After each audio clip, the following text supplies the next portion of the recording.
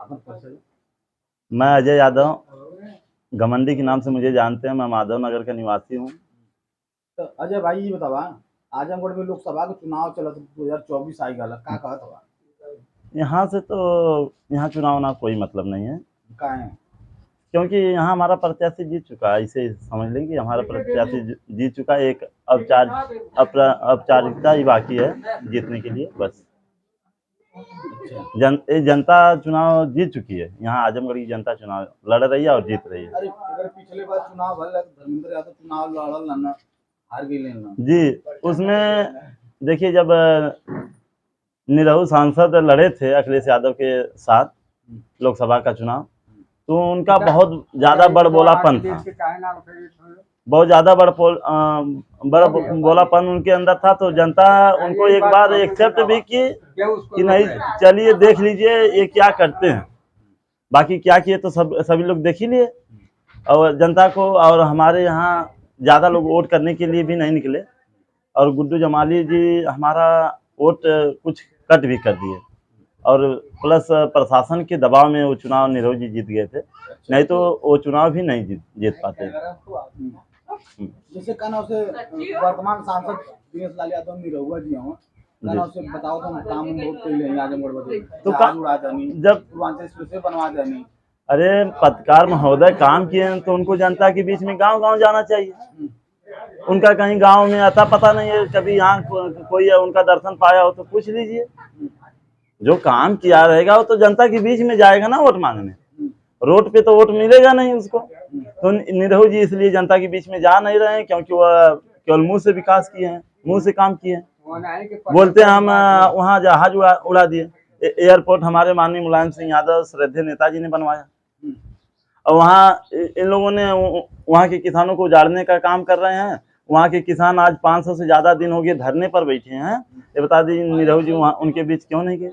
उनके बीच जाते तब ना इनको पता चलता कि ये जहाज उड़ा रहे हैं, क्या उड़ा रहे हैं।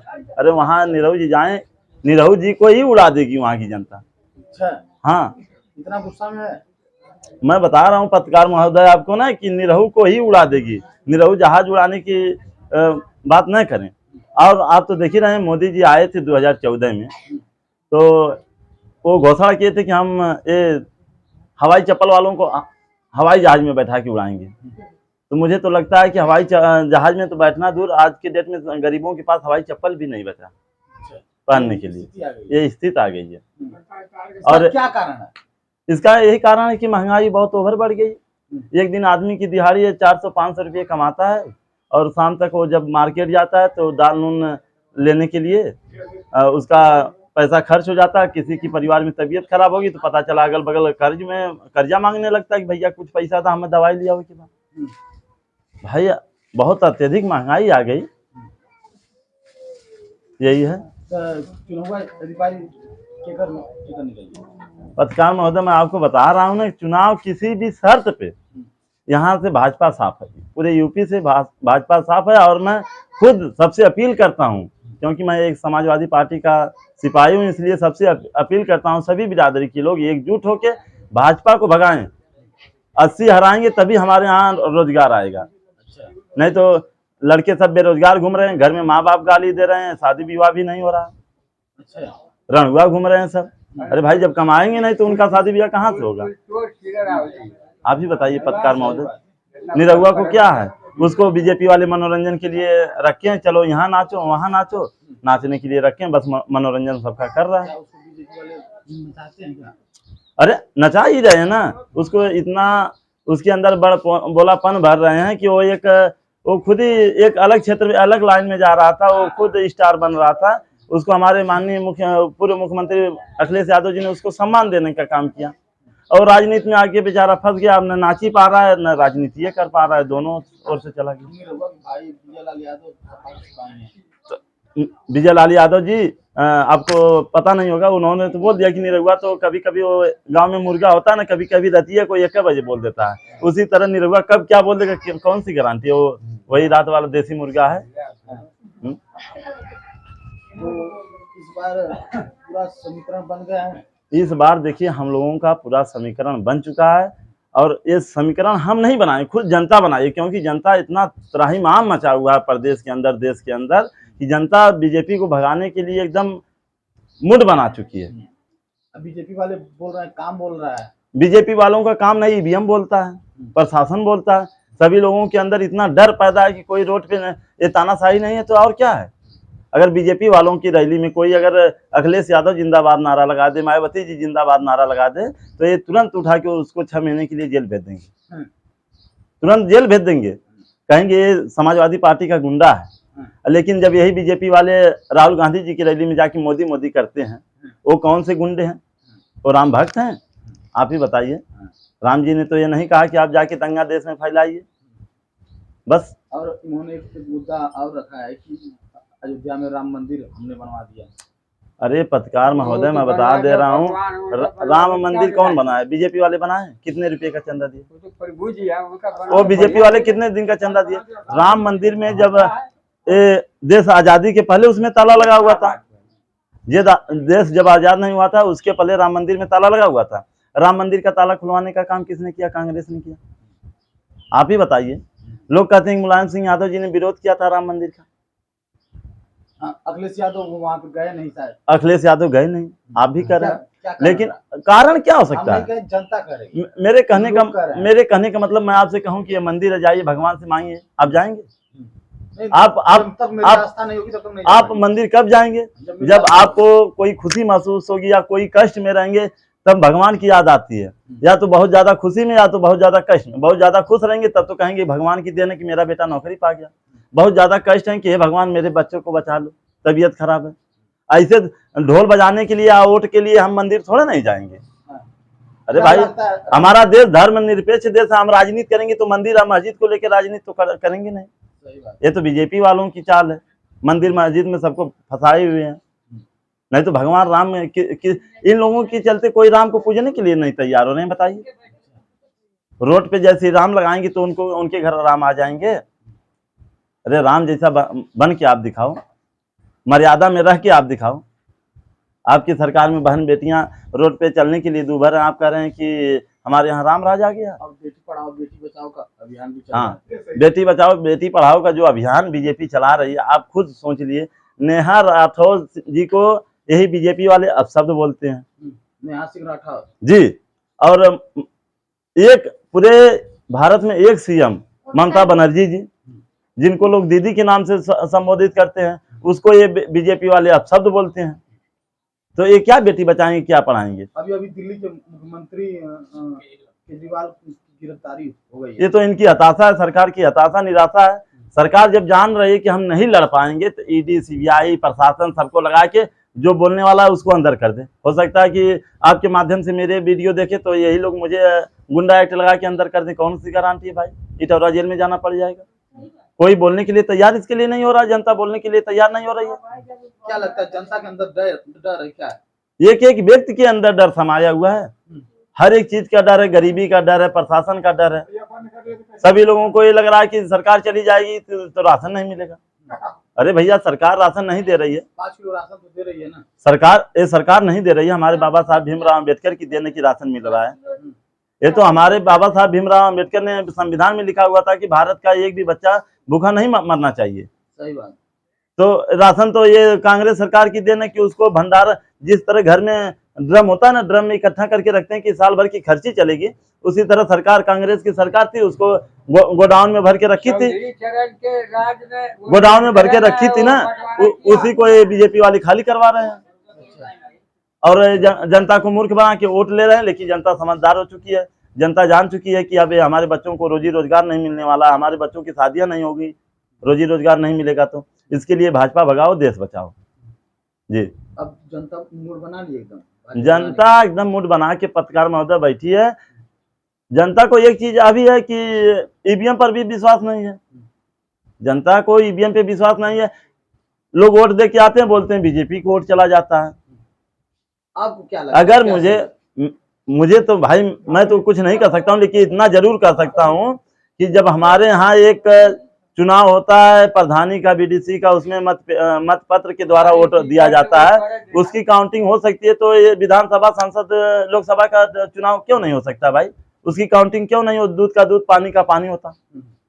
तो ये तो इलेक्शन कमीशन को सोचना चाहिए कि बड़े बड़े देशों में वहां पर ईवीएम नहीं रहता, क्योंकि वो इलेक्ट्रॉनिक मशीन है और इलेक्ट्रॉनिक मशीन का कोई भरोसा नहीं हो, क्या उसमें क्या आप उसमें फिट किए हैं, क्या सॉफ्टवेयर लगाएं वही वो काम करेगी। भाजपा वालों का कहना अब वो कहेंगे तुम चेक करके दिखाओ, अरे भाई हम तो अनपढ़ किसान आदमी हैं, हम कहाँ से ईवीएम को चेक करके दिखाएंगे।